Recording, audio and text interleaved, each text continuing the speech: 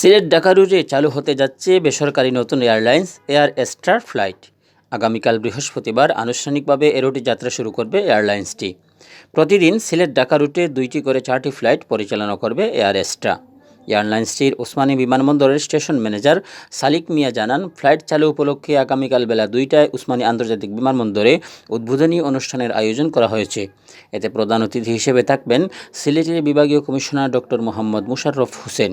সংশ্লিষ্ট সূত্র জানায়, চট্টগ্রাম ও কক্সবাজারের পর সিলেট ঢাকায় ফ্লাইট চালু করতে যাচ্ছে এয়ার এস্ট্রা। গত বছরের 24 নভেম্বর ঢাকা থেকে চট্টগ্রাম ও কক্সবাজারে ফ্লাইট পরিচালনার মাধ্যমে যাত্রা শুরু হয়েছিল নতুন এই এয়ারলাইন্সের। মাত্র 3 মাসের মধ্যে নতুন রুট হিসেবে সিলেট ঢাকা রুটে ফ্লাইট পরিচালনা করতে যাচ্ছে এয়ার এস্ট্রা। জানা যায়, প্রতিদিন ঢাকা থেকে বেলা 2টা 10 মিনিট ও রাত 8টায় সিলেটের উদ্দেশ্যে এবং বিকেল 3:30 ও রাত 9টা 20 মিনিটে সিলেট থেকে ঢাকার উদ্দেশ্যে ছেড়ে যাবে এয়ার এস্ট্রার ফ্লাইট। সিলেট ঢাকা রুটে সর্বনিম্ন ভাড়া নির্ধারণ করা হয়েছে 3,495 টাকা। এয়ার এস্ট্রার সিইও ইমরান আসিফ জানিয়েছেন, এয়ার এস্ট্রার বহরে বর্তমানে 3টি এয়ারক্রাফট রয়েছে। এগুলো প্রতিটি 70 জন যাত্রী বহন করতে সক্ষম।